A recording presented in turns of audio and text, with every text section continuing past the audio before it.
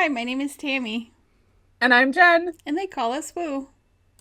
Hi, everybody. I'm super excited about this topic for today. We're going to be talking about toxic positivity, which is something that I've had so many conversations about.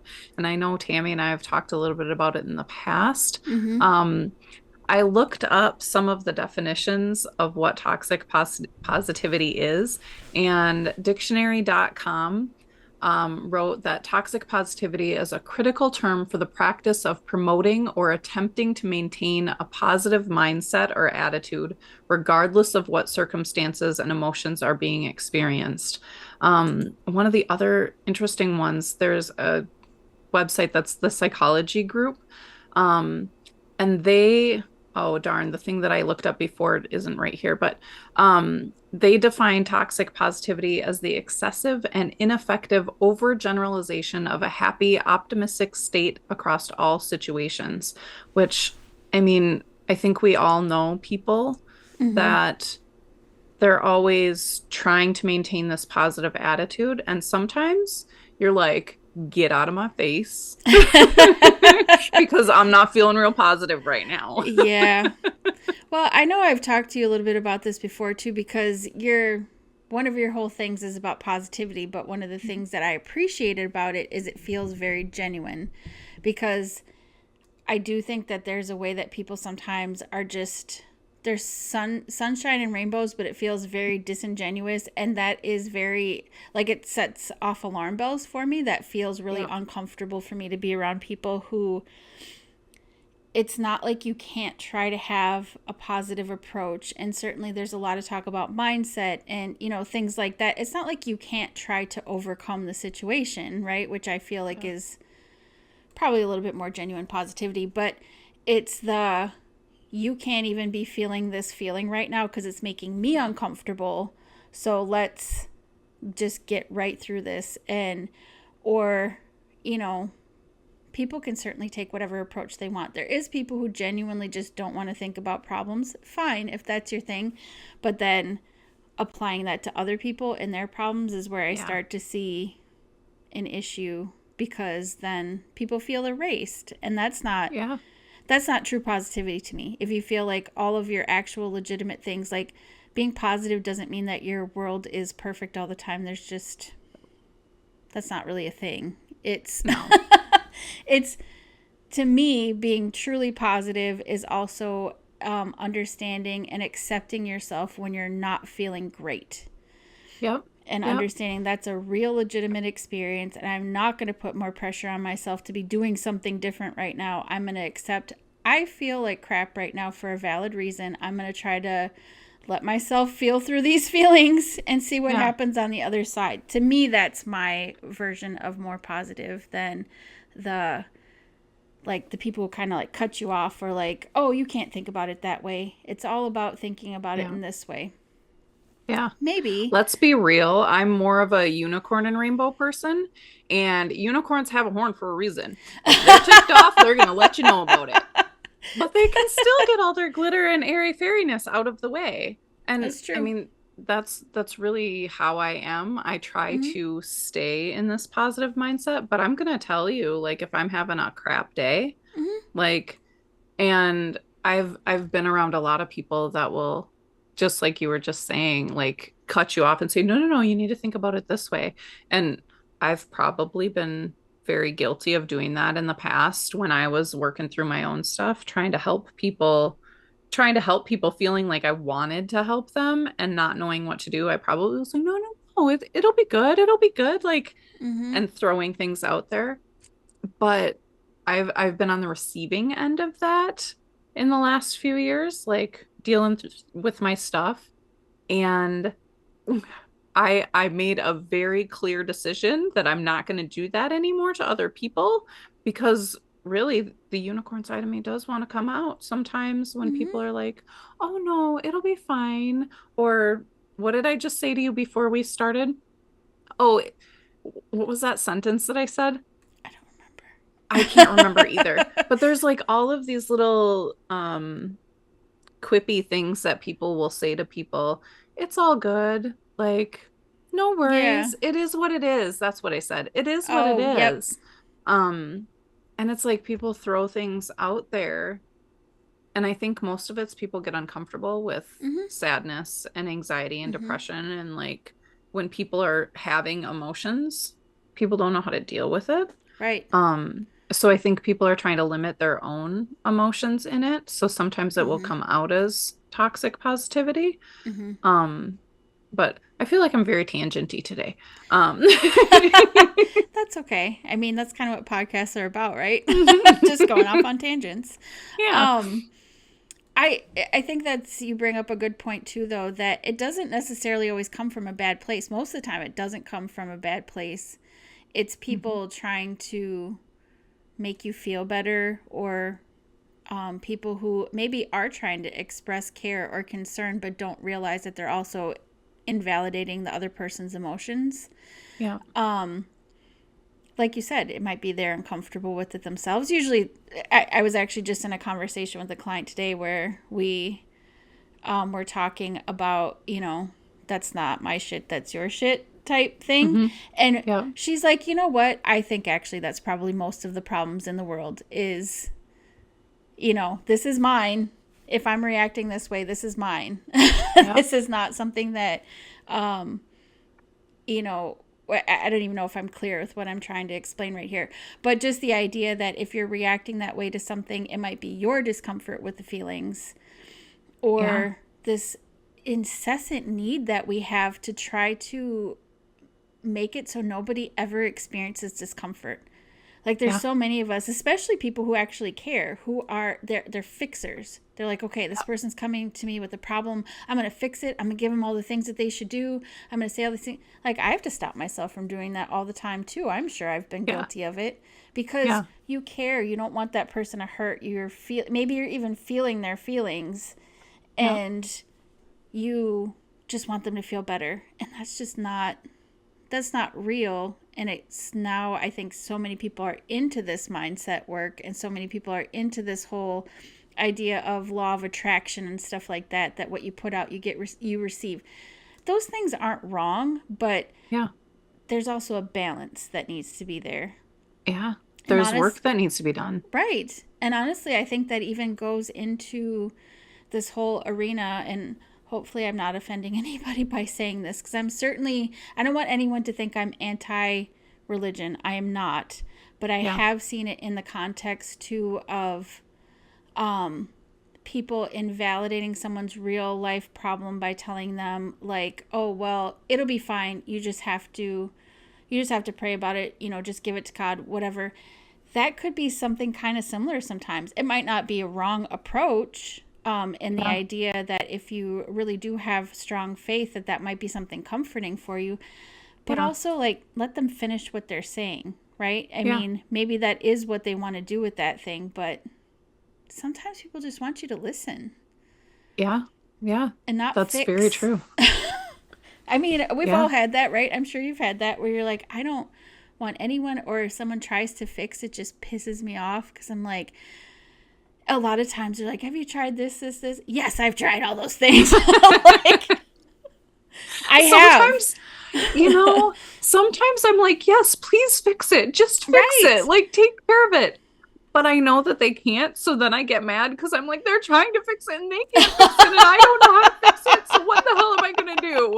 Like, so I think there's a lot of emotion that comes into play Mm-hmm. anytime you're having these conversations because one person starts in this place where they're well, if you're in a conversation, one person starts in a place that's not necessarily so positive. The Mm-hmm. other person's trying to remain positive, and then it's just this weird cycle of trying to pass that back and forth. It's like Mm-hmm. I'm trying to get my point across that I feel crappy. The other person's trying to help me feel better, but it's not making me feel better. So then I'm feeling even more crappy. So I'm putting that out there. And then it's just this Mm-hmm. cycle. And I It, think, it's oh, difficult emotions, right? well, yeah, yeah. It's so I thought a lot about toxic positivity when I was making my affirmation deck, my positivity boxes, because I have a workbook that goes with it. And the things that are in the workbook, so you might look at the affirmations, but then when you go to the workbook, it's actually asking people to look at their emotions around it to Mm-hmm. help change their mindset. And I think a lot of what's been happening in the mindset sphere, the mindset realm right now, is people are just like, no, you just need to change your beliefs. You just set your mind to it and Mm-hmm. decide that you're going to be positive. And that's where we have an issue coming in, because it's not that easy. If somebody's Right. been thinking a certain way, or they've had a lot of really crappy things happen in their lives, like they're going to have trauma responses that they need to Mm-hmm. deal with. They're going to have stuff that they need to deal with. And doing the actual work to change your mindset, to say, you know what? I'm in this place. I'm creating my emotions because of this. My emotions have kept me safe for so long. My emotions have done this for me. My emotions tell me when I'm not in a good place. Like, our emotions are there for a reason, Mm-hmm. to trigger us to think Yeah. about what's actually happening in our lives Yep. so that we can make different choices later. Mm-hmm. But we have to think about it.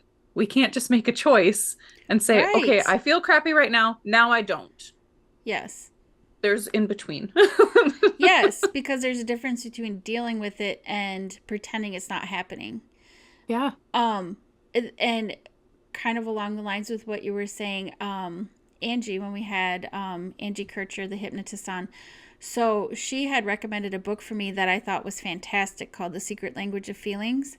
And Mm-hmm. that was a really interesting approach to feelings because it was trying to reframe this idea that we have with good feelings versus bad feelings, quote unquote. Yeah. So, with this idea that there is really no good feelings or bad feelings, feelings are something that are occurring in your body and your mind that are Mm-hmm. connected to an emotion. They're going to keep happening the same way if you don't address. It's your body Yeah. and mind's way of telling you there's something that needs to be addressed. So if you keep on pretending it's not happening and you don't actually deal with the things that you need to deal with in order to address the very real need that you have in your Yeah. body and mind, then it's going to continue. And then it gave Yeah. some really, just very clear cut ideas about different ways that you can kind of address these feelings, things that might feel productive, ways that you can address them without pretending that they didn't happen. And that was Yeah. actually really cool because I have heard my whole entire life we have talked about like these bad feelings, bad emotions, negative feelings. We talk about anger and sadness and some of these really strong uncomfortable emotions in this term of Yeah. bad, and that's teaching us like it's bad, we need to get rid of it by any means necessary. Well, then people end up developing these really sometimes unhealthy or harmful coping mechanisms, or they Yeah. find themselves in positions where they're so stuck in these feelings that they feel like they're worthless, or how they Yeah. feel like, well, what's wrong with me? I can't control these feelings. You know what I mean? It's just this Yeah. whole cycle of what if we reframed it? What if it's not a bad emotion? It's just something. What does my body need? What do I need right now? Why do I keep feeling this way? Yeah. Maybe that helps. And this is certainly not considering, there's definitely times when there's external things happening Mm-hmm. that are affecting you in a way that you just don't have any control over. Yep. I mean, there's certainly that too, but talking more in the terms of things that maybe you do have control over, patterns in your life that you say these emotions are created because there's some type of cycle or pattern happening, Yep. Yeah. and something that maybe made you feel safe, or even something that you developed when you were a child. A lot of our patterns we developed very young, so Mm-hmm. at that point it might have made sense. But now, Yeah. as an adult, you're like, okay, this is not helping me anymore. And instead of like someone telling you, oh, well, just completely ignore that, just Yeah. be happy, just put on a happy face. If you even breathe those words into existence, you are going to change the course of your universe and your life is going to suck. You Mm-hmm. have to be positive at all times. Now all of a sudden you have these feelings, but you're also feeling extra guilty that you have these feelings. Yeah. So I'm like, that's not helpful. Yeah. Yeah. I don't know. So a long time ago, well, long time ago. What is a long time ago? Probably 10 years ago, Spirit came in, and it was at a moment that I was really struggling with my own emotions. And I did. I had a lot of guilt about how I was feeling. It's like, I shouldn't feel this way. People were saying, just put on a happy face. Um, what's the other saying that people say? Like, um, fake it till you make it. It drives me insane, drives me absolutely nuts. I want to punch people in the face when that happens. I'm not a violent person, but that saying will make me want to punch you, just so you know. Um, like I hate it. It's like, oh, just pretend like you're not somebody else. Pretend like you're somebody else. Mm-hmm. And maybe one day you'll be that somebody else. And Mm-hmm. it's like, well, I want to be me. I just want to be happy me. And so it's things like that. But Spirit stepped in when I was going through that and said, you need to change your mindset around the words you're using, the language that you're using. Mm-hmm. And it was talking about exactly what you were saying, the bad and the negative emotions. And they came in and they said, it's your perception. You're perceiving them as bad. So I started saying perceived negative emotions rather than negative emotions, because people understand the terms bad and negative. And so Mm-hmm. when they're talking about fear, grief, anxiety, loss, sadness, all of those things, they're like, oh, the negative emotions that I'm feeling. Mm-hmm. And I will typically say, hey, I've started changing my view on that word because they're not negative. Like, our perception of them is that they're negative. Mm-hmm. And it really helped me to reframe um when I was feeling guilty about it, because I'm like, oh, I'm guilty because I have these bad emotions, these negative things that are within me.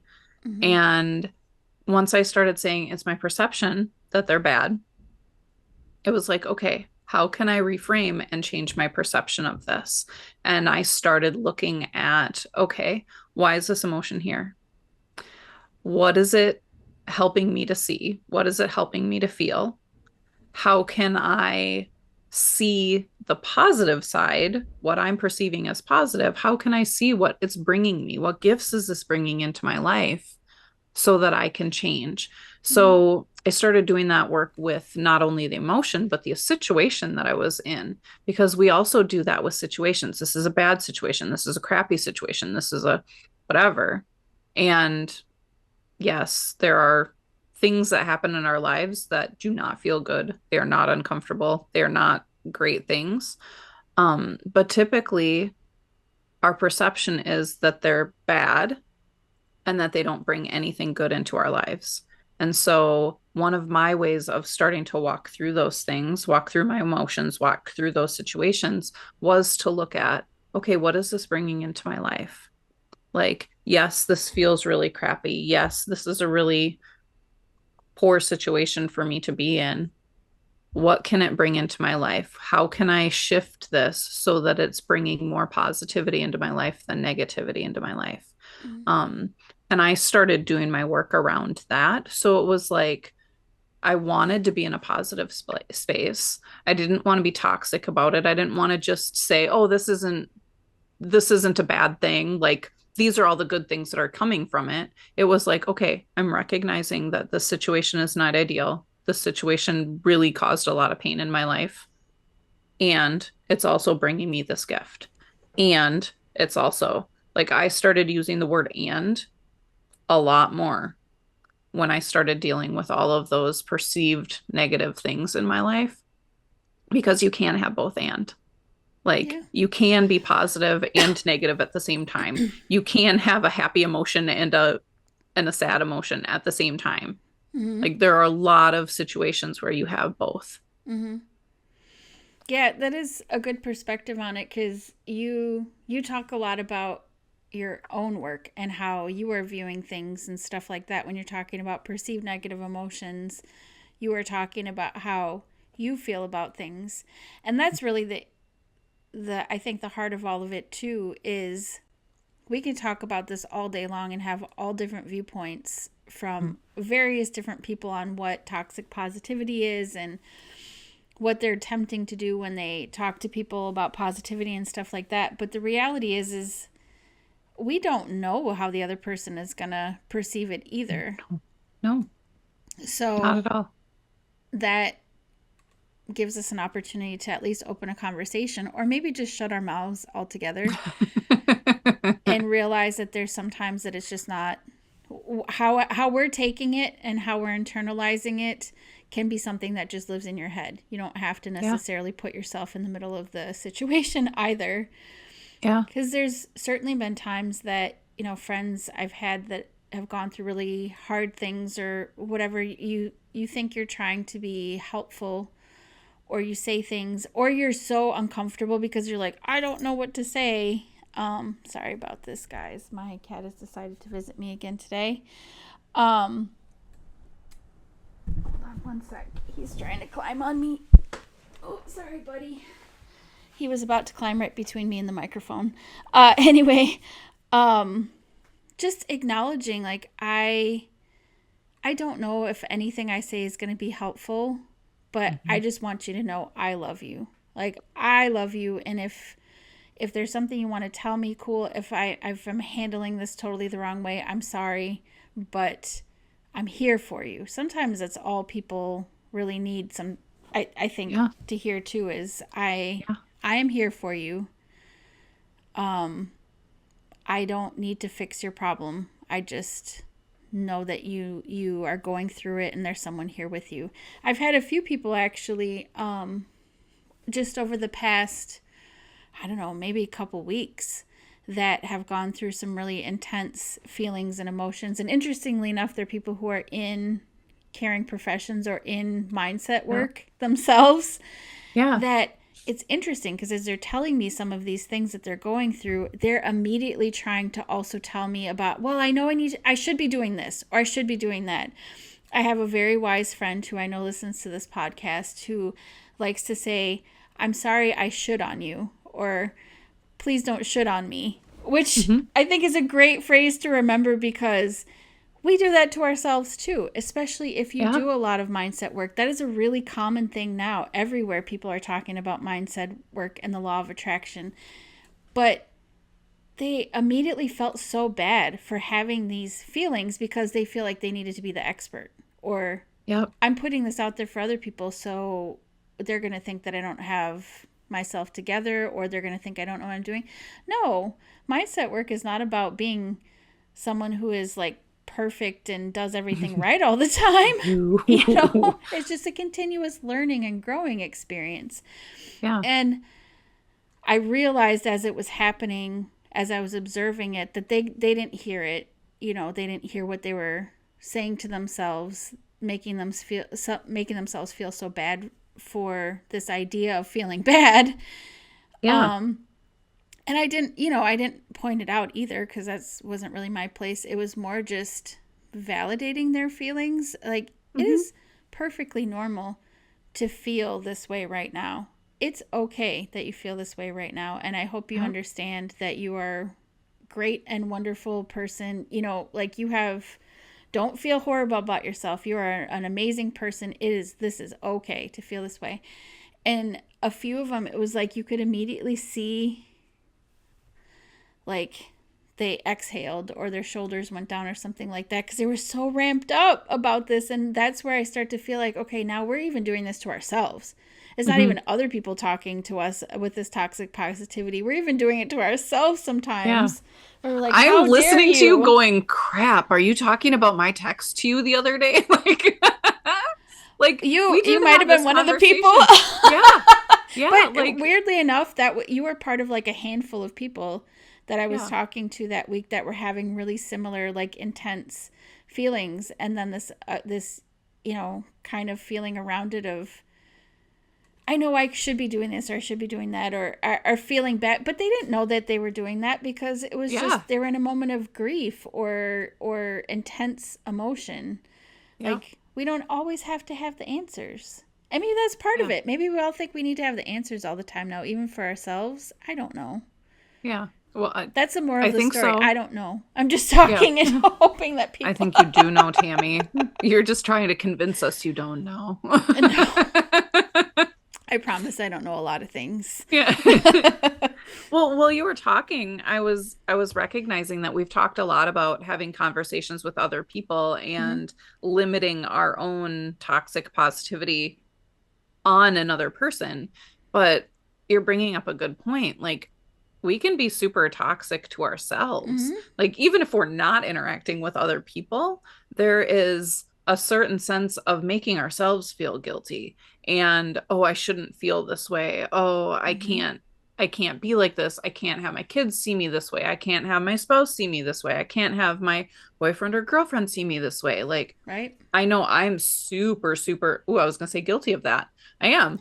Like, see, I do it to myself a lot because I don't want other people to see, because I do talk a lot about mindset. I do talk a lot about positivity. And there are times that I'm like, I don't want people to see the shit show that I am sometimes, because I want to be a leader in that, and I want to be able to help other people. Mm-hmm. And I've been conditioned either by myself or by experiences that I've had that if you're a good leader, you're not showing weakness. You're Yeah. not showing whatever Mm-hmm. this thing is that people are trying to get away from. So if people are trying to get away from a negative mindset, I don't want to show people that I ever have that, because then I Mm-hmm. can't be a good leader. Good gosh.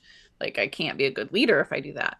And so I recognize it with my significant other. There are times where he's trying to help me, and I'm going, I don't want him to know that I'm a shit show. Like, I don't want him to see my emotions. And he's like, I can see right through it. Like, what are you doing?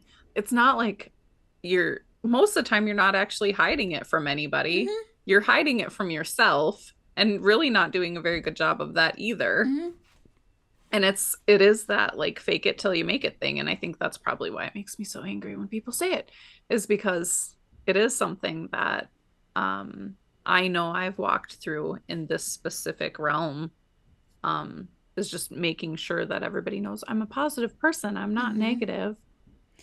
Yeah. We start to kind of tread that dangerous ground with that, though, don't we? I mean, I've certainly felt that. I felt that as a business owner. That's a big Hmm. one of you always feel like you need to have the answers. And Yep. sometimes being able to acknowledge, like, I'm just trying to make this work too, is more effective than Yeah. pretending when you really don't have all your stuff together. I mean, Yeah. it all ebbs and flows, right? So there's times when things just flow together and they feel like they're easier, and there's other times where you're like, I don't even know what's going on right now. I'm just making it through this hour. Yeah. But I've certainly felt that as a parent too. Yeah. I had a conversation with my daughter not that long ago, and you do feel that pressure in that element of your life of needing to feel like you are the authority and the Mhm. resource for your child, which, yes, to a certain extent, certainly they're looking to you for guidance and education and, all those things. Yeah. But also then being able to acknowledge, like, I'm doing this for the first time too. Like, she's my only child. And we had this conversation Yeah. where we were talking about that this is new to me too. I'm like, every single day I'm with you is the first time I've had a child that age. And she's like, wow, I never thought about that before. And I was like, yeah, I am just trying to figure it out too. Yeah. And I've certainly carried a lot of guilt for some things too, where you try so hard to be a good parent to your child, and you try so hard to not make what you perceived as mistakes that your parents made and stuff like that. And the reality is, I am certain 20 years from now, she's going to be like, you know what, Mom, you screwed me up in this way, because we all do it unintentionally. But I'm just hoping that the bulk of it, she understood where I was coming from. She understood that I'm not infallible and that I certainly make mistakes, and I sometimes thought I did things the right way and I didn't. But also, that's a really good thing to understand with your children. It's a good thing to understand with your friends, Mhm. whatever. You can make these mistakes. You can certainly have this toxic positivity towards yourself, towards other people, but you can think about it and go, Mhm. you know what? Maybe that wasn't the right response. I'm just going to Yep. say, like, I'm sorry if that wasn't the right response. Um, Yeah. I apologize if this didn't feel right to you, and do that to yourself too. Yeah. Like, sorry I did that, me.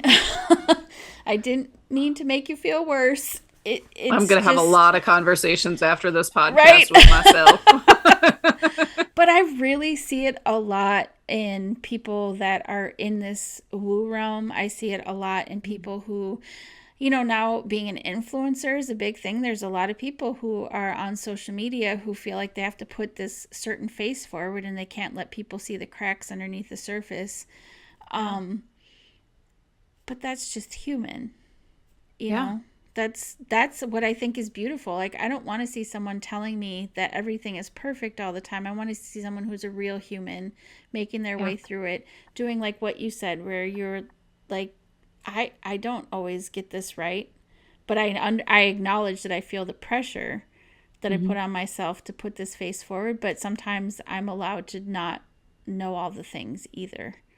Yeah. That feels Yeah. more relatable to me, because now if you have people who are just like, no, all you have to do, like you said, change your mindset and just think positively without Mm. addressing any of it. Now you have all this extra pressure looking at this person like they're perfect, and why Yeah. can't I get it right? Yeah. And Do you chances feel are they are positive after not, that? yeah, no. Well, and chances are they are not perfect either. Right. And you're not seeing what's going on inside. They're just putting this face forward. And we'll never know what's inside Right. unless they share it. I mean, That's one of the yeah. things that really drew me to you. That's one of the things that drew me to Angie. The people who are capable of saying, yeah, I have some really cool information and ways to help people, heal or feel better or move forward in their life or whatever. But also, I acknowledge that I have my own stuff too. I'm Yeah. also figuring this out as I go. That actually resonates more for me than Yeah. someone who puts themselves forward as they know everything about a certain subject and nothing ever goes wrong. Yeah. Because that's part of the beautiful thing of life too. Like, I like the fact that I'm never going to stop learning. If I'm ever like, yep, Hmm. I know everything about this subject, I, I don't know, there's something wrong with me, because that's part of the beautiful thing of it. We're all just trying to figure this out. We're just Yeah.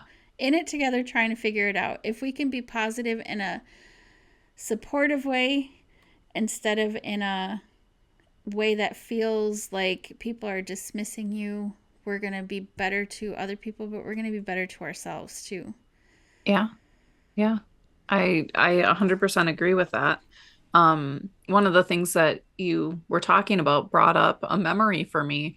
You were talking about this is the first time that I'm living this life with you at this age, talking to your daughter. Mm-hmm. And I now have children in my life because my fiance has kids. And there was a day we were at an amusement park, and I got a text when we were just getting to the amusement park. We're like with his kids and all their friends, and like we're having this good time. And I get this text that one of my longtime clients passed away.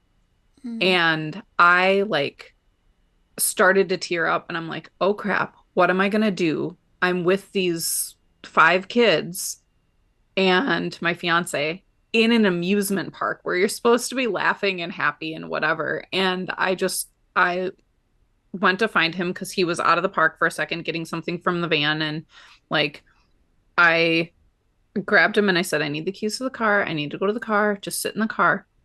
And so I sat in the car and cried for like half hour. Kids had no idea what was going on. And I sat in the car going, is it okay for me to cry in front of the kids? Is it okay for the kids to see that I'm like in pain, like Mm-hmm. dealing with grief?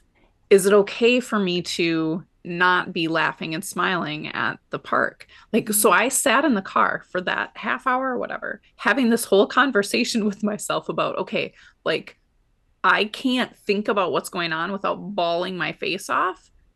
But there's five kids in there that I don't want to have to deal with my grief. And so it was this really weird Mm-hmm.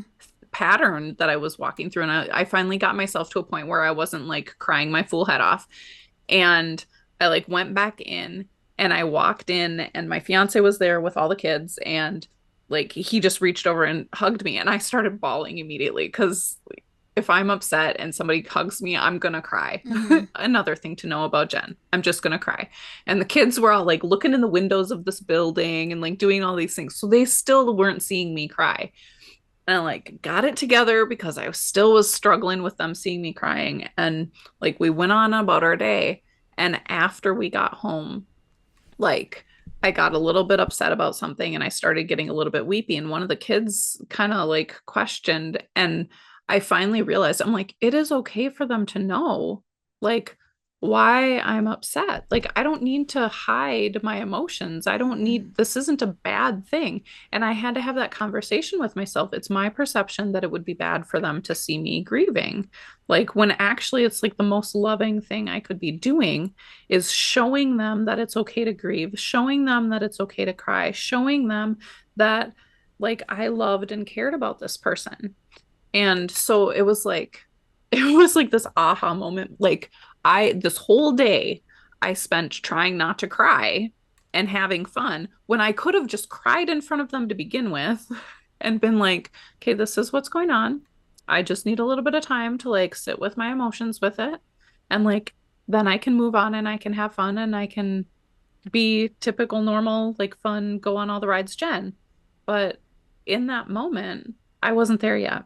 Mm-hmm. And so I had to give myself time to process. And once I got home and I like had finally processed it, I was like, oh my gosh, like, okay, next time something like that happens, hopefully I'm not going to be getting news that somebody passed away. Like when I don't like getting that news ever, but like, hopefully I will remember that and I can move forward and learn from that Mm-hmm. and keep a different mindset around, okay, this is the joy, the goodness that's coming from this. Like I have the opportunity to share with these children like that emotions are okay. Mm-hmm. Share with them that you can walk through it and you can learn from that and you can grow and you can still love on people and like it was this beautiful aha moment, but it was definitely one of those moments where I was like, oh no, it would be horrible if they saw grief or loss or pain or any of those things. You have to stay positive.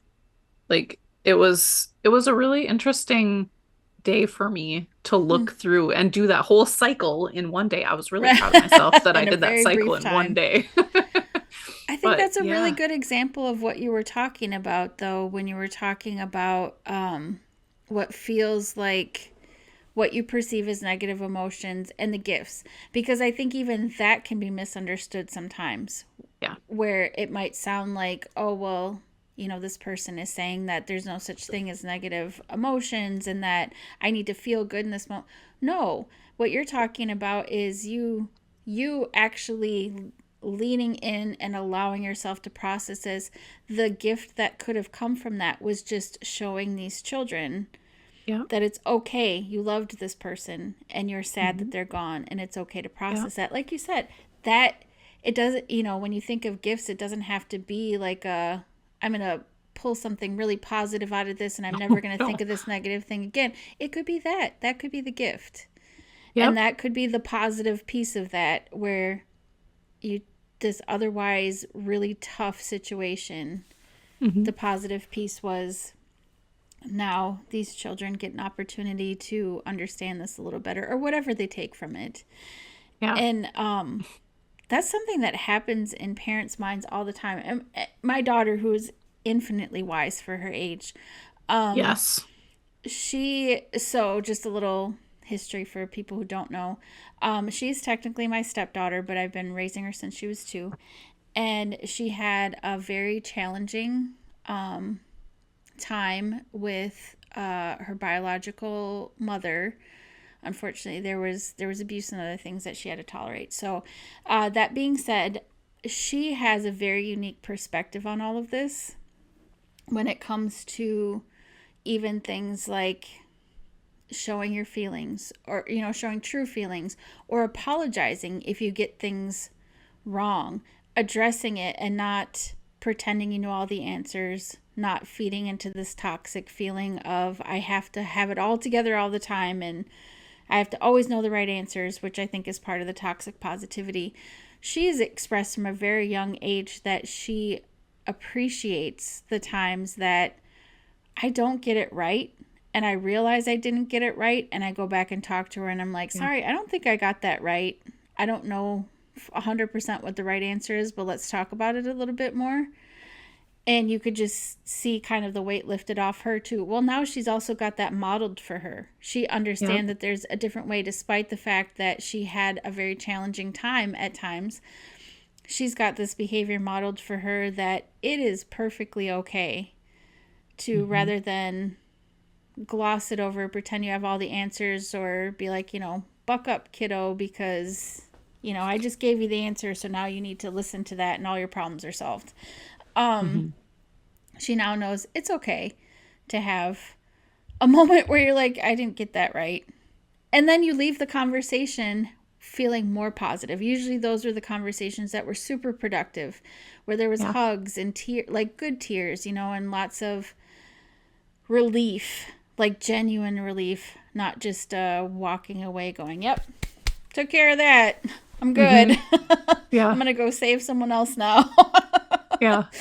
I feel like this is turning into child raising with Tammy and Jenn, which Right? could be a whole nother topic. We Like, don't always know the direction these things are going to go.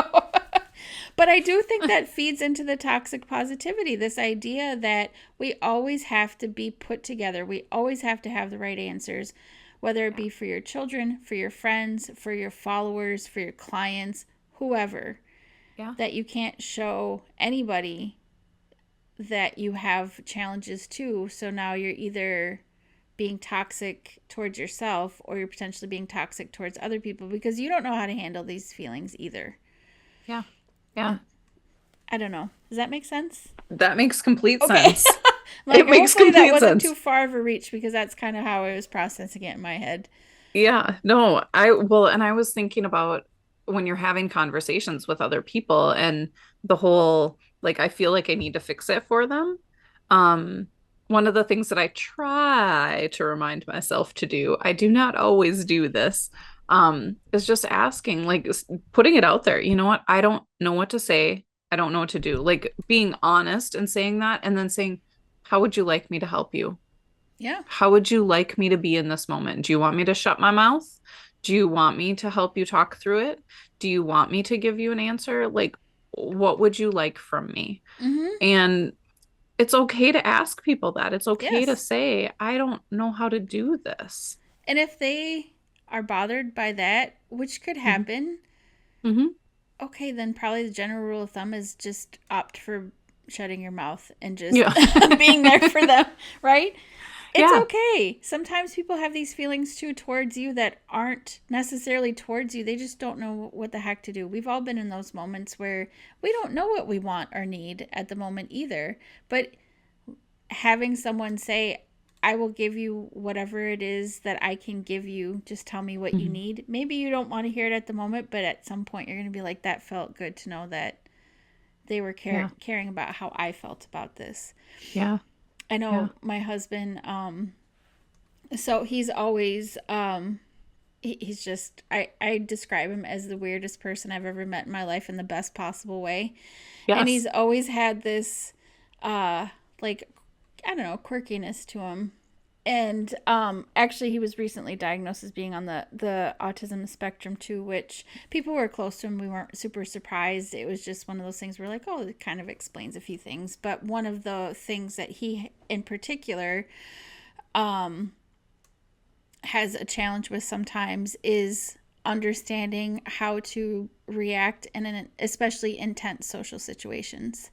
Hmm. And I appreciate the heck out of the fact that he's very straightforward because we've Yes. had conversations where, he did try to fix things and it just made me like totally get irritated, especially if it had to do with something that I literally thought of every possible thing I could try to do to fix the situation. And then to hear someone say, well, did you try this? That bothers me sometimes.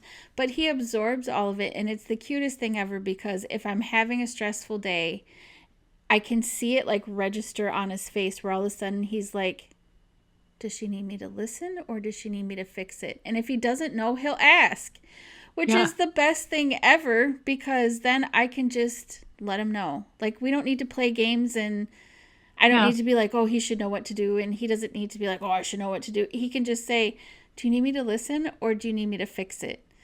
Yeah. And then if I just need him to listen, he just sits there and listens. Sometimes he doesn't always need to ask. Sometimes I can see it processing on his face. But even that's really sweet and endearing because you're like, I can tell this is how he's expressing he cares. Because he Yeah. genuinely is trying to make sure that he can provide what I might need at the moment in a way that feels good to me, you Yeah. know? That's And more very often sweet. than not, I really do need someone to just listen, and saying it out loud is how I process sometimes. So by the Yeah. time the conversation is done, it's like, oh, I have a whole different idea of how to do this now, or how to address this, Yeah. or, I'm just going to go to bed and start over tomorrow, whatever it might be, Yeah. Yeah. It's, I think, a really good practice to get into what you were Yeah. saying. And is there days where I might be in such deep grief or confusion that I don't know what I want? Well, I'm sure, but I'll Yeah. always appreciate that he was trying Yeah. to not I- gloss it over or, put his own Yeah. self into the situation. Yeah. I'm just picturing this conversation, and I know your husband and I adore your husband. I think he's hysterical. But in my head, like he's listening and he's coming up with all kinds of funny little quirky things to like interject because If he he was here right interjects the now, he most would hysterical totally be things. doing that from the background. Yes, yes. He would never want to actually say it to the camera or the microphone, but he would be talking in the background. Yes. Yes. And I appreciate it. I think it's hysterical. He has an excellent sense of humor, and that is one thing I appreciate about my family. Is weird is not it's not an insult in my family. No. We call each other weirdos all the time, and I always say like, I'm the weirdest one of all you guys. I chose this, and they're like, yeah, you are the weirdest. But the reality is we just like to really appreciate each other for all of the quirks and stuff, and the Mhm. honesty is what makes it work. Yeah. And like, for instance, my daughter she's a very naturally positive person. I always say that Mhm. she's sparkly. She just has this little sparkle about her. When she tries not to be, it's actually really hard for her.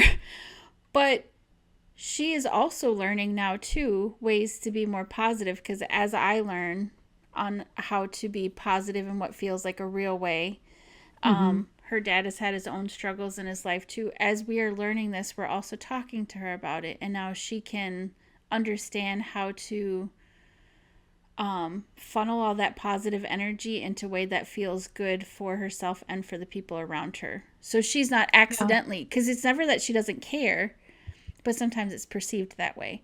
And usually the people who are the perpetuators of the toxic positivity, it's not that they don't care, they Yeah. just don't know how to handle it in a way that feels a little bit more productive.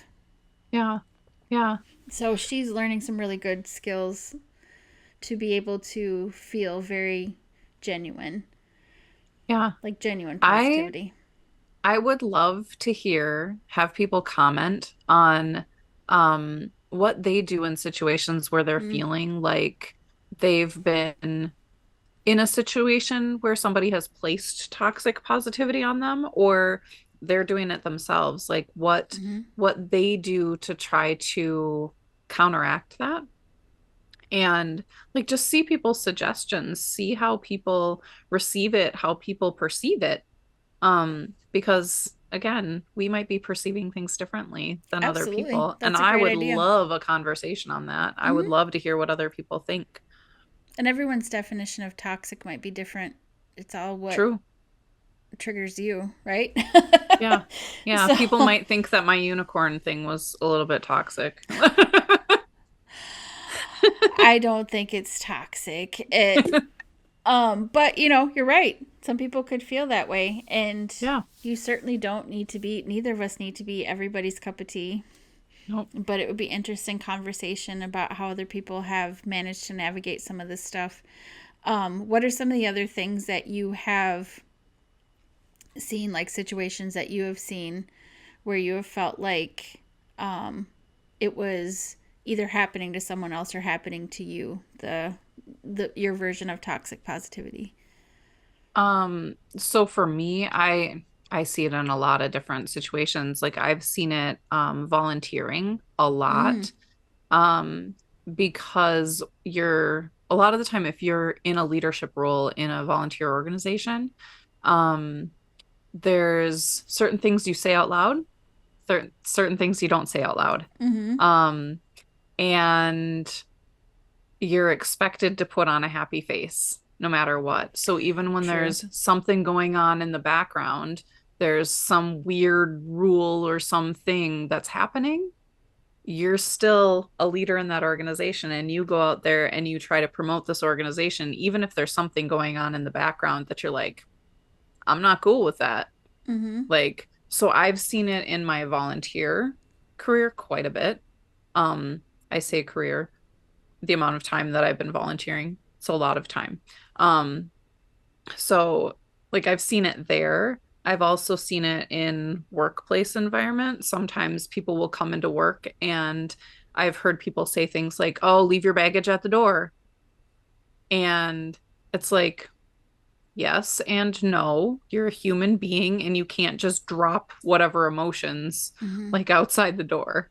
Um, so situations like that, like when I owned my wellness center, I tried to be really good about telling people, hey, if something's going on, please come and talk to me about it. Like I'd rather have you talk about it and work through it than try to go in and do healing work with people while you have all of these things in your brain and you can't function on the inside, let alone try to assist somebody else in their healing. Mm-hmm. Like I'd rather have it be out in the open so you're allowing yourself time to heal. So situations like that, it's like it's everywhere.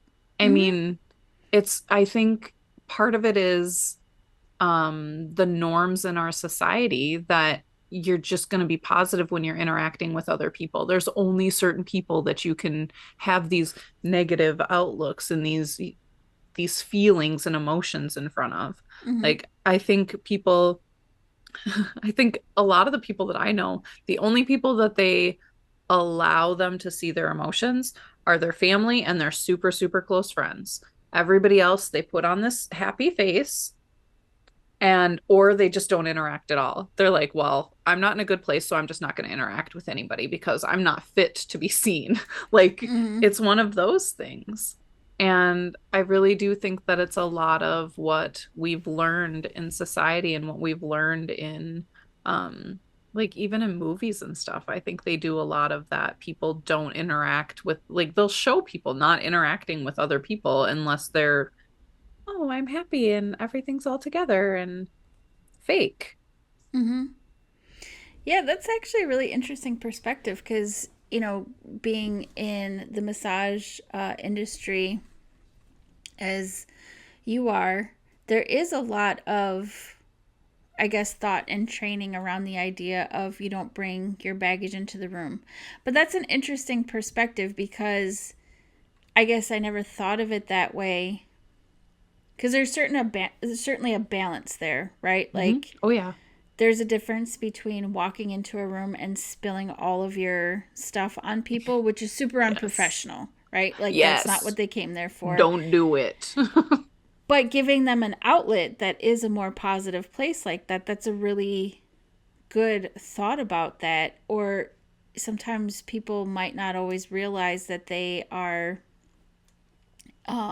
more of an energy vampire, or, these other things where maybe they don't realize that these complaints and thoughts and stuff have kind of overwhelmed their life and the way that they hmm talk to the people around them. But where's that balance and boundary, right? Like, where do you give people a safe space to be able to talk about these kind of things and let these things out, and then also acknowledge internally, like, okay, well, I also need to do a little work around this.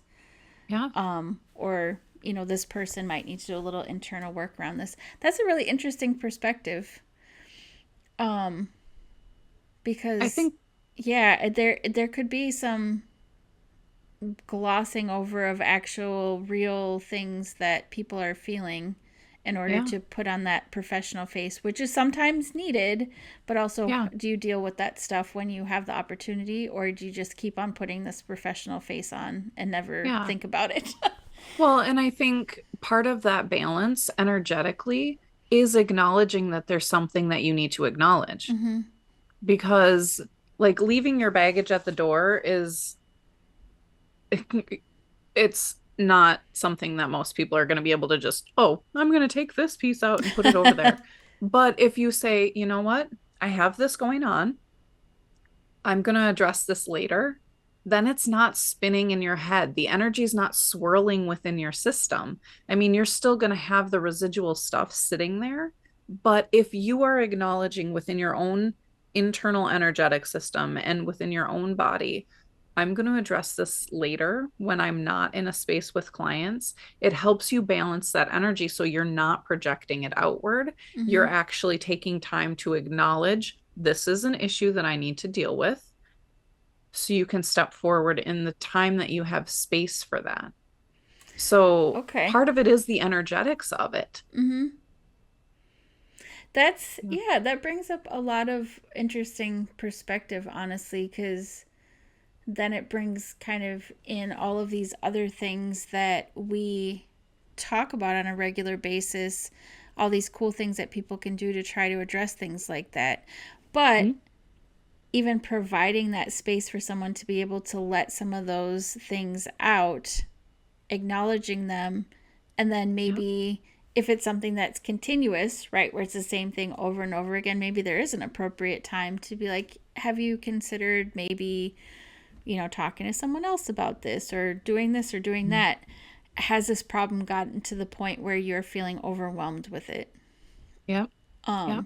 Maybe they didn't think about it, because there are certainly people who kind of feel like they always have intense stuff happening in their lives, and maybe they don't know what to do with it. There's certainly people I've encountered who even seem to enjoy that form of attention. Hmm. Usually there's something connected to that too, but that also brings up a good point. I guess what I'm getting at is there might be people who are challenging that also need the same grace and Hmm. understanding where your boundary is Yeah. and what to give space for and acknowledge is super important. So really, Yeah. the moral of the story, it all comes back to our own internal work, right? That's like the moral of all of the stories. Yes, it is. Yes, it is. And Tammy, I just have to acknowledge that it sounded like you just gave permission for people to go and ask people, or say, have you ever thought about this? Like What do you mean? you so earlier you said you don't like it when you're in that moment and people are like, well, have you tried this? Have you thought about this? Oh And just a few seconds ago, yeah. you're like, oh, well, you could ask people, have you thought about talking to somebody else? You Have you? could. Yeah, that's actually that's a valid I just point. had to acknowledge that you gave permission to do I that. did. I mean, to be fair, even if someone says that to me and I get irritated, I get over Yeah. it. I usually I do know. give people the benefit of the doubt, but when it comes to your people really close to you, like your spouse, unfortunately, Yes. sometimes they get a little bit less of a benefit of the doubt. Yes. Yes. I'm And just teasing, like you when know. right when it happens, no, I'll complete that. That's a good point, actually. I thought about that. I'm like, yeah, you're probably right. So maybe that brings up another thing that maybe some of our listeners can engage on too, is how would people deal with something like that? How would people deal with this idea of, I don't want to be a person who's putting toxic positivity on someone. I'm going to listen to what they have to say, but this person keeps coming to me with the same things over and over again and doesn't seem to be aware, or they're making, this is something now that I'm really challenged with. Like, how do you deal with stuff like that? What would be a good way to talk to someone about that without Yeah. making them feel like you're putting your stuff on them? Or do you Yep. need to talk about it at all? Can you just be like, okay, well, here's my boundary. I'm not going to keep going into this conversation with this person, but I'm going to Yep. address how I feel about it. I don't know. Yeah. Yeah. That's I feel part of like we making have, this exploration is fun. We can Yeah. think about all this stuff. Yeah. I feel like we have a lot of really deep things for people to think about and talk about today. I I'm know. trying to think of something like quirky and goofy that they can talk to us about and comment on. I'm like, okay, what would your name be if you were like the most toxic positive person in the world? Would it be like positive Penelope or like, yeah, tell us what your toxic positivity name would be. Like, I want to know Positive this. Pete. Positive Pete. Yes. Sorry, Pete. I actually do know a Pete, and he's a pretty awesome guy. Yeah, yeah, me too. um Yeah. Yeah, it's a kind of a rabbit hole, right? As we're talking about it more, it's like there is a lot of layers to this. There's Yeah. a lot of layers, but I do feel like it always goes back to internal work and just generally trying to be a supportive person. You know, Yeah. if you're really trying to engage with people in something that makes them feel good, you might not be upset or offended if you realize that you've done this to somebody and then you're like, oh, I'm going to try to do something a little different next time. Or if they tell you, this didn't make me feel good, Yeah. you Yeah. can at least attempt to change up your perspective on it a little bit. Yeah. I do think there needs to be a podcast on boundaries, energetic and otherwise. I mean, there could be Yes. like 500 podcasts on that if I'm being I think we could make 500 podcasts on any topic that we Probably. discuss. Probably, but that is Yeah. certainly something that is at the forefront of my mind. It's something that I've learned over the years to be more proactive with, but it's always a work in progress. You know, how do you care about people and also have healthy boundaries at the same time? Yeah. Okay, we will put that on our list. For In the sure. meantime, everybody think about your toxic positivity name and all of the other questions that we asked. And Yeah, then there should be a we, robust conversation yes, robust Roberta. and positive Pete. Yes. Well, we Anyway. will circle back to some of this stuff. We'll have an awesome episode coming out next week, and we've already gotten a few responses of people who would like to talk with us on our podcast. So I want to make sure that people understand that's an open thought for everyone too. You don't have to do fancy woo stuff. You could just be woo curious. So Yes. anybody who would like to talk with us, we would love to reach out to more people. Yes, I agree with that. So I'm excited to see everybody next week and especially to talk to you, Tammy, because I always enjoy talking to you. Yes, So ma'am. see y'all next week. Bye, everyone. Bye. Thanks everybody for listening. If you liked what you heard today, please subscribe and check the show description for the links to the show. We would love to hear your thoughts below on this episode, as well as anything that you'd like us to talk about on future episodes. Remember, everybody, you are unique just the way you are, and that is why they call us Woo. Mm-hmm.